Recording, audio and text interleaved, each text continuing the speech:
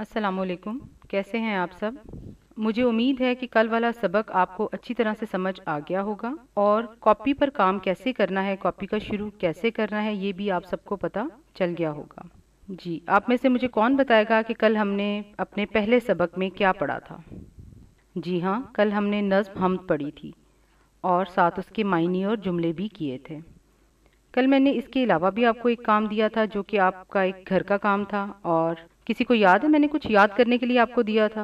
املا کی مشق کرنی ہے جو کہ آپ کے ذخیرہ الفاظ تھے۔ تو آپ مجھے بتائیں، آپ میں سے کتنے بچوں نے املا کی مشق گھر میں کی ہے 2 سے 3 بار، اور کتنے بچوں کی غلطیاں نکلی ہیں؟ کیا آپ نے ان غلطیوں کی اصلاح کی ہے، یعنی ان غلطیوں کو دوبارہ سے لکھا ہے؟ اگر لکھا ہے تو یہ تو بہت اچھی بات ہے، اور اگر نہیں لکھا تو جب بھی آپ کو املا دی جائے، آپ کی اس میں سے جتنی بھی غلطیاں نکلیں ان کی اصلاح آپ نے ضرور کرنی ہے۔ اصلاح کرنے کا مقصد یہ ہے کہ وہ غلطیاں دوبارہ ہم سے نہ ہوں۔ اور کتنے بچے ایسے ہیں جنہوں نے املا کی ہی نہیں ہے؟ تو ان بچوں کے لیے میرا یہ پیغام ہے کہ مہربانی سے جو کام بھی آپ کو دیا جائے اس کو اپنی ذمہ داری سمجھ کر کیا کریں۔ اگر آپ آج کا کام کل پر چھوڑیں گے تو یہ کام آپ کو بوجھ لگے گا۔ ساتھ ساتھ کام کرنے کا فائدہ یہ ہوتا ہے کام ذہن میں اچھی طریقے سے بیٹھ جاتا ہے۔ ایک کام آپ کو میں نے اور دیا تھا، وہ تھا اللہ کی نعمتوں کی تصاویر لگانی تھی۔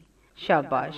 مجھے آپ یہ بتائیں کہ آپ میں سے کتنے بچے جانتے ہیں کہ تفہیم کسے کہتے ہیں؟ آپ جماعت دوئم میں بھی تفہیم کو کرتے آئے ہیں؟ جی، مجھے بتائیں کہ تفہیم ہوتی کیا ہے؟ جی، میں آپ کو بتاتی ہوں۔ تفہیم ایک عبارت، ایک پیراگراف ہوتا ہے، اور اس کے آخر میں کچھ سوالات دیے جاتے ہیں جن کے ہم نے جوابات تلاش کرنے ہوتے ہیں اس پیراگراف کو پڑھ کر۔ اور اس کا طریقہ یہ ہوتا ہے کہ ہمیں اس پیراگراف کو اگر ہم 2 سے 3 بار پڑھیں تو وہ سارے جوابات ہمیں آسانی سے مل جاتے ہیں جو اس سوال میں پوچھے گئے ہیں۔ بعض اوقات ہمیں اس تفہیم کا عنوان بھی جو ہے تجویز کرنا ہوتا ہے، اور اس کا اچھا سا نتیجہ بھی اخذ کرنا ہوتا ہے۔ تو اسی طرح آج ہم حمد کی تفہیم کرنے جا رہے ہیں، یعنی حمد کے مشقی سوالات۔ تو آپ سب اپنی کاپیز کھول لیں۔ کاپی کے اوپر آپ عنوان حمد اور مشق جو ہے وہ لکھ لیں۔ سب سے پہلے آپ نے حمد کو 2 سے 3 بار پڑھنا ہے تاکہ اس کے جوابات آپ کو آسانی سے آ جائے۔ اس کے ساتھ ہی آپ نے کاپی کے اوپر سوال نمبر 1 لکھنا ہے، حمد کسے کہتے ہیں؟ یہ جواب آپ لوگوں نے مجھے بتانا ہے۔ ہم 2 دن سے اللہ کی نعمتیں اور حمد کا ذکر کرتے آئے ہیں، آپ کو اس کا جواب بخوبی آنا چاہیے۔ جی، تو آپ مجھے بتائیں۔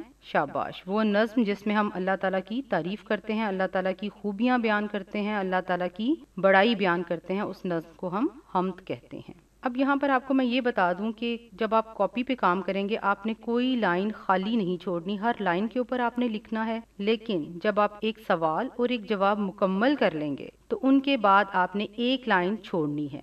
اس کے بعد آپ کا دوسرا سوال ہے، اس نظم میں اللہ کی بنائی ہوئی کن چیزوں کا ذکر ہے، ان کے نام لکھیے۔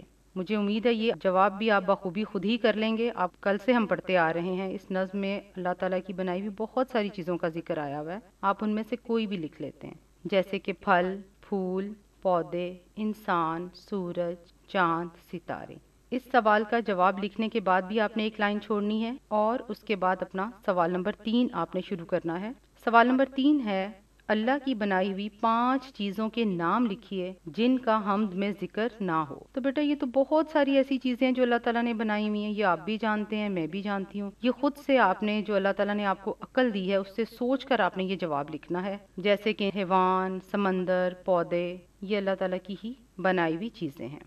سوال نمبر 3 کا جواب لکھنے کے بعد پھر آپ نے ایک لائن چھوڑنی ہے، اور اس کے بعد اپنا سوال نمبر 4 شروع کرنا ہے۔ جی، سوال نمبر 4 ہے، ہم آواز الفاظ کسے کہتے ہیں؟ جیسے کہ نام سے ہی ظاہر ہے، وہ الفاظ جن کی آوازیں ملتی جلتی ہوں ان کو ہم آواز الفاظ کہتے ہیں۔ جیسے میں ایک آپ کو مثال دے رہی ہوں، آم، دام، کام، نام۔ یہ دیکھیں، یہ لکھنے میں لفظ الگ الگ ہیں لیکن ان کی آوازیں جو ہیں وہ سب کی ایک جیسی ہیں۔ ایک اور مثال دیتی ہوں، آن، شان، بان، کان۔ یہ لفظ بھی لکھنے میں الگ ہیں لیکن ان کی آوازیں ملتی جلتی ہیں، اور ان کو ہم آواز الفاظ کہیں گے۔ ان چاروں سوالات کے جوابات آپ نے کاپی پر خوبصورتی سے کرنے ہیں، اور جیسے کہ میں نے بتایا کہ ہر سوال لکھنے کے بعد آپ نے ایک لائن چھوڑنی ہے۔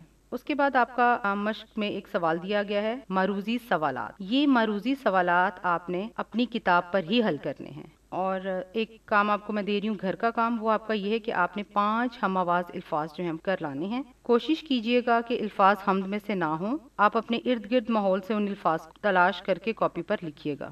گھر کا کام آپ کو میں دے رہی ہوں، 5 ہم آواز الفاظ آپ نے لکھنے ہیں۔ کوشش کرنی ہے کہ یہ الفاظ نظم میں سے نہ ہوں۔ آپ اپنے ارد گرد کے ماحول سے الفاظ کو تلاش کر کے لکھیے۔ کام شروع کرنے سے پہلے آپ نے آج کا انڈیکس ضرور لکھنا ہے۔ آپ کا انڈیکس ہے نمبر 2 اور حمد، اور اس کے ساتھ آپ نے اس کی مشق لکھ دینی، حمد اور مشق، یہ آپ کا انڈیکس ہوگا۔ تمام کام جیسے کہ پہلے بھی آپ کو کہا گیا ہے خوش خطی سے لکھیے گا، خوبصورتی سے کیجیے گا۔